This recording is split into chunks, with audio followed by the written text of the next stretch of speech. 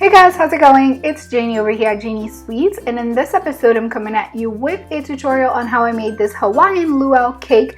I made this cake last summer for my husband's 30th birthday. I really love how it turned out, so if you want to learn how I did this, keep on watching.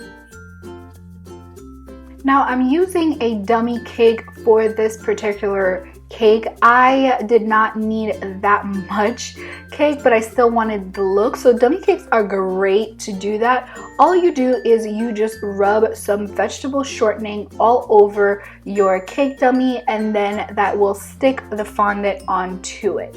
So now I'm using a bamboo fondant mold, so just using some white fondant. I'm going to use white fondant for the entire cake. Just using white fondant, I'm just going to push it onto the mold just so that it can take on the shape, and then once I'm done with that, I'm just going to remove it and it looks like this. Then I'm going to stick it right onto my dummy cake. Now the Crisco is going to act as the glue to glue everything together, but it's not going to be permanent. I can rip that right off when I'm done with the cake, which I did. So I'm just gonna continue placing the bamboo I guess fondant all over the cake, and then I'm just cutting out any excess that I found with a pair of scissors. I'm not being very gentle here because this is not real cake, so I can manipulate it however I want and it won't really, you know, budge on me. So that was a 12-inch cake that I was working with.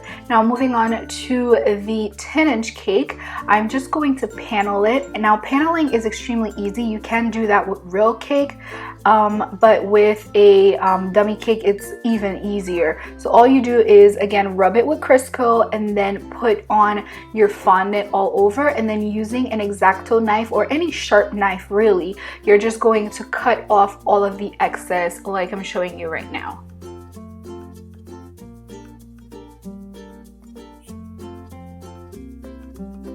Once I'm done, I'm going to use my fondant smoothers just to smooth out the seam so that it doesn't look too cut up. So if you just rub it on itself, it's just gonna kind of stick to the other piece of fondant. Now using my airbrush machine, I did the same thing. I paneled my 6-inch at the top. I'm just going to airbrush this kind of like a sunset. I did the same effect on my other Hawaiian cake. So yeah, all I'm doing here is airbrushing the very top of this cake in a bright yellow color. And you can see a whole bunch of people in the background of this video. They were helping me set up the party, so excuse the look of this. But anyway, I'm just going to continue airbrushing it. I went from a yellow to an orange. And then for my middle tier, I'm going to go from a lime green to a sky blue. Now for my very bottom tier, I'm just going to grab some brown and airbrush the entirety of the bottom. Now I want to go in darker in the grooves just so that it looks like real bamboo wood.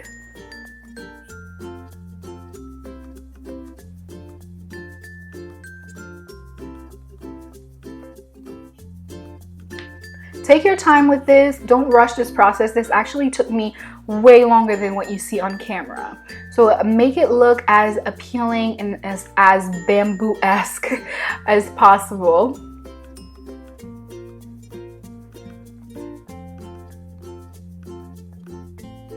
Now once you're happy with this, I'm just going to grab my pasta machine and I'm going to run some fondant through it, and I'm going to stick that right onto the very top of the cake. So that's just going to be kind of like the banana leaves, like the, you know, coconut leaves, I mean, at the top of like a tiki hut.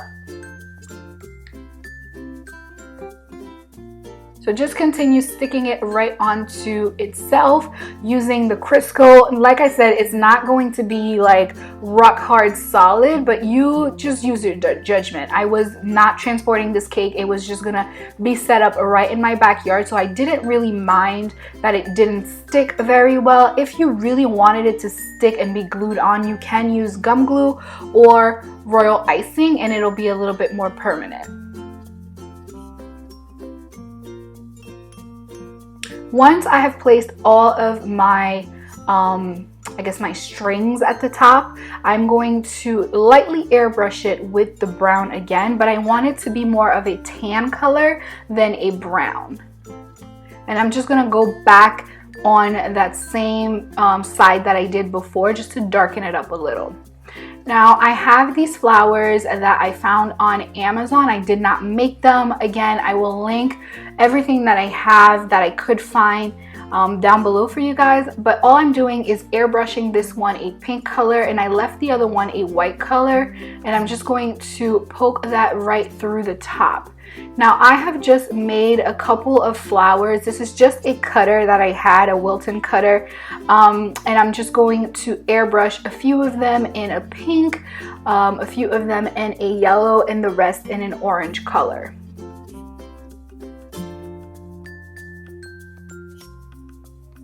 Now I'm going to place them interchanging the colors, so pink, yellow, orange, pink, yellow, orange, all over the bottom of the second tier.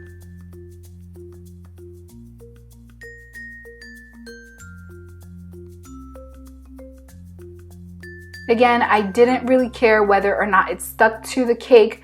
I just needed it to stay there until the party was over.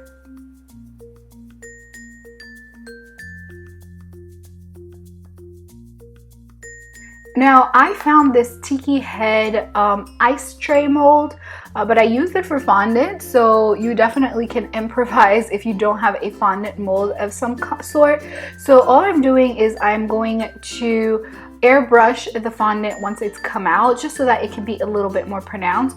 So I'm making the parts that are sticking out a little bit darker than the rest of it, and then I'm just gonna go again on top just to make it you know, a little bit more brown, because it is normally made out of wood. So once I'm happy with how it turned out, I am just going to add my fondant tiki heads all over the middle tier. Following that, I have this wood plank mold. I got this so long ago, but if I can find it, I will link it for you guys below. And I'm just going to just squeeze, I guess, some fondant onto it. I am just trying to create like a plaque, like a wooden plaque, and I'm just going to darken it up a little bit using my brown airbrush.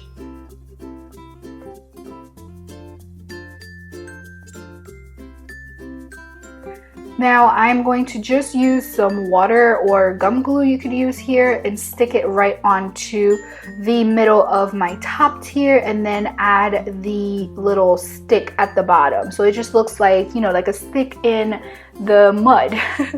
So I have this like flower little pattern, cutout pattern cookie thingy. I don't know the name of it. So I just airbrushed it onto a piece of fondant and it looks like a surfboard, and I've just placed it right at the corner here. So this is it, you guys. This is what the final result looked like. I really hope you have enjoyed this tutorial. If you did, give it a thumbs up. If you did not, give it a thumbs down. It's all the same. Definitely check out my last video if you click on this annotation to your left. All of my socials are at @JaniesSweets. I am on Instagram as well as on Facebook. Subscribe to the channel so that you do not miss out on any of my future videos. This is it for this week's tutorial, guys. I love you. I'll talk to you next time.